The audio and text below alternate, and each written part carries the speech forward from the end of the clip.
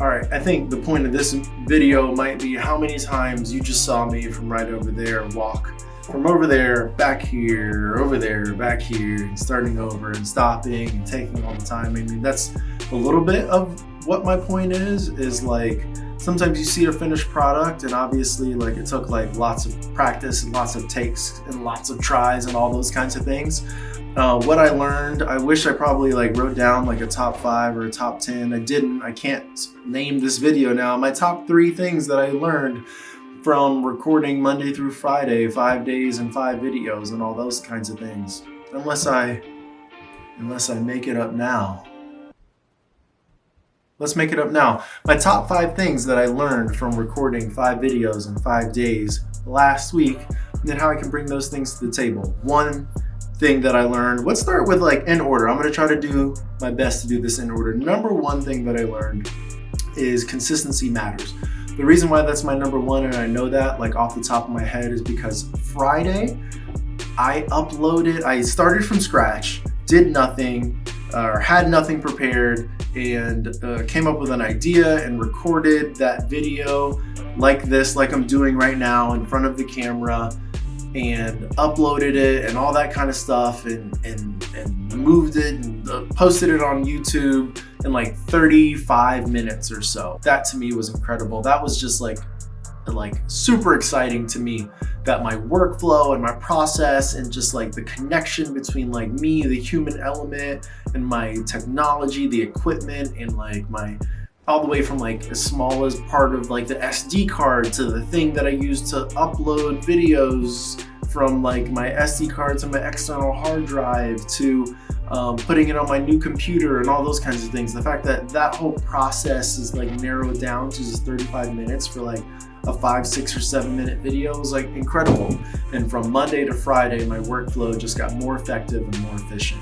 Number 2 is, let's start where I just left off in a way. Equipment matters. I mean, the debate is how much, right? Like sometimes we talk about like, oh, you know, for the creative process, the quality of your camera and all those kinds of things don't matter a whole lot. And I agree, they don't matter a whole lot. I'm just like shooting this on a Canon M50, right? It's not even like a full frame camera, but obviously I'm not doing a lot where I need a full frame camera and a ring light. You know, that's something new that I'm using this year, but it makes a difference. And the computer, I just got a new computer before the holidays, and like that is the power on it is incredible, and it makes a difference from the old laptop that I was using, something that had like 4 gigabytes of like, you know, dedicated RAM versus 8 gigabytes of dedicated RAM, like significantly cuts down the time that it takes to like edit your video. And so that also comes with a big asterisk. You know, it's taken me like a couple of years to get to the point to have the equipment that I do, but it does matter. It does make a difference. Maybe it has a limit. Maybe there is like a law of diminishing returns with the equipment that you have, you know, that like at some point in time, the human element is the most important when it comes to like quality of your product and like the creativity that you're bringing to the table. So number 2, your equipment matters. Number 3 is like your life kind of has to be like set up for this. Like you have to be dedicated. That's number 3. You have to be dedicated to the craft, to the process, to your workflow, you know, the house in which I live, and the fact that I have like a backdrop that like sits in my basement all of the time. The fact that I can like keep my ring light next to it. Now, that being said, you know, obviously not everybody is in a living situation where they can just kind of have a dedicated workspace all of the time. But again, there's that word dedicated, right? It matters your dedication to the process and like how much you're giving yourself to your project, to your hobby, to your work. And, you know, I've got myself to the point where I can live in a place where I can have a dedicated workspace. And obviously I live with, you know, or have a wife that's supportive in what I do and all those kinds of things. And we have I understand that there is nuances to everybody's life, and not everybody can say like, oh, I'm like, man, I wish I had a dedicated workspace. I only have my bedroom. Well, dedicate part of your bedroom, a corner of your bedroom to like what you do. Even if there's no other part of the house or anywhere else you can go to like edit videos and make content, like dedicated workspace, like Get rid of your PS5 if you have to. Are we even on? I don't even know what PS we're on anymore. That's not the point. My point is, get rid of maybe there's a cost that you have to count in your creative process where you have to like get rid of other comforts or other things that you normally wouldn't want to otherwise, to dedicate to your process and your workflow. And so like dedicate yourself to your work, and then have a dedicated space that like is your place that you can create. That's number 3. We're getting like nitpicky now on 4 and 5 since I'm making this up on the spot. Number 4 of like what you can do, or what I learned in my creative process of like uploading 5 videos in 5 days, is like you also, and I think this is appropriate, number 4 is you can't necessarily like overthink it. You can't overthink it. And uploading 5 videos in 5 days, you can't, you can't overthink so much about like what it's going to look like, the finished product, and is it creative enough? Is it engaging enough? And all those kinds of things. Those things will come, and those things matter 100%. That they matter.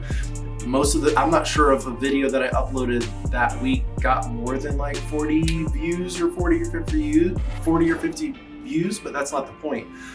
Could it have been more creative, and could I have thought of like a better caption on it, and done better copyright and all that kind of stuff, or done better copy, and could I have made sure that there was more like creative elements to it that would have like captured somebody's attention better to like increase my click-through rate and all those kinds of things? Like, of course, but like those things are taking a little bit of a backseat right now to me just hitting upload.